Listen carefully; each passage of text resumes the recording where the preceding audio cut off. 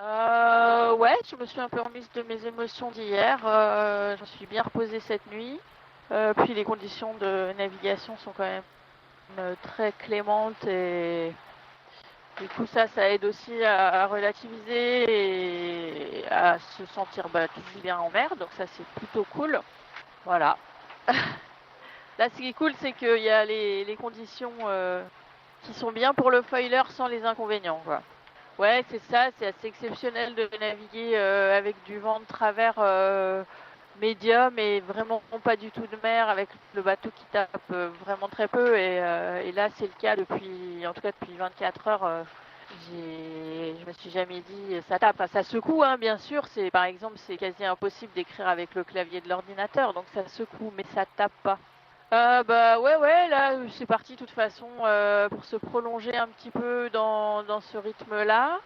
Et c'est pas plus mal parce que bah moi ça me permet d'avancer. Je suis pas au max de ma vitesse, mais ça avance quand même assez vite. C'est sûr que s'il y avait 2-3 nœuds de vent de plus, ce serait encore mieux, hein. Mais ça permet de recharger les batteries, donc ça c'est pas mal. Après, le truc c'est que moi j'ai quand même un petit peu de dossier technique sur le feu.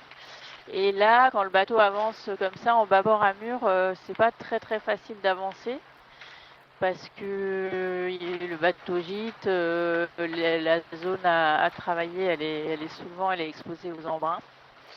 Donc à un moment donné, il faudra aussi soit que ça se calme, soit que je ralentisse pour effectuer des réparations. Ouais, je parle essentiellement de mon balcon. Bon, après, j'ai plein d'autres avaries, hein, des petites, mais qui sont embêtantes. Mais là, je parle déjà essentiellement du balcon qui pose le plus de problèmes. Et puis, ces histoires de poulies de Jennaker à remettre en place de manière sécure. Ça, c'est le plus important maintenant, ouais. Bah, mon balcon, il est vraiment en morceaux, quoi. Et puis, il y a les attaches sur le pont qui se sont arrachées. Donc en fait, les accroches, elles sont restées dans le pont. Et puis le balcon, il s'est arraché de là. Donc reconstituer un balcon et en plus le solidariser avec le pont, sachant que c'est de l'aluminium, c'est pas super évident. Les échanges sont nombreux et là je sollicite un peu leur aide pour réfléchir à une solution qui soit à la fois simple à réaliser et solide, parce que c'est ça toujours l'enjeu en course comme ça, c'est qu'il faut que ce soit réalisable de manière très simple et le plus rapide possible. Tout prend forcément beaucoup de temps et en même temps que ce soit solide. Euh, c'est vrai qu'ils connaissent le bateau, ils connaissent les endroits qui sont solidifiés, les endroits qui le sont moins. Là où le pont est densifié. Donc moi je pourrais pas si j'étais toute seule là, je pourrais me lancer dans des trucs, mais ce serait plus hasardeux et vraiment loin d'être sûr que ça tienne. C'est une question de sécurité et symboliquement, c'est vrai que j'ai pris un coup au moral parce que c'était pas la première avarie depuis le début de la course et à chaque fois que j'ai une avarie, je suis obligée d'arrêter le bateau, soit voilà pour réparer ou pour sécuriser et tout ça.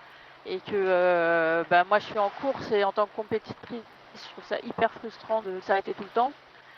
Mais après j'ai aussi pris un coup au moral parce que symboliquement un balcon c'est ça qui nous rattache au bateau, qui nous maintient à l'intérieur du bateau en sécurité. Et quand il n'y a plus ça, la navigation c'est plus la même. Moi je sais que là quand je vais descendre ou remonter l'hydrogénérateur, même si j'ai des filières de remplacement, je sais qu'elles sont moins solides et du coup maintenant j'y vais avec beaucoup plus de précautions. Et voilà, c'est plus le même rapport au bateau en fait. Et c'est tellement important de se sentir en confiance dans son bateau. Là, moi j'en suis vraiment qu'au début de cette course. Ça fait 15 jours que je suis en mer. Pour l'instant, j'ai connu des conditions plutôt clémentes et je me dis le plus dur est à venir. Donc c'est maintenant qu'il faut un bateau solide et dans lequel je puisse avoir confiance.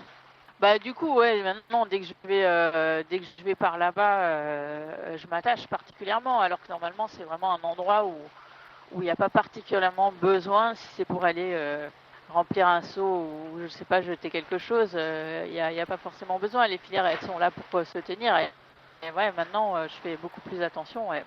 Ouais, bah c'est clair, hein, il y a plein de choses positives, bien sûr. Je...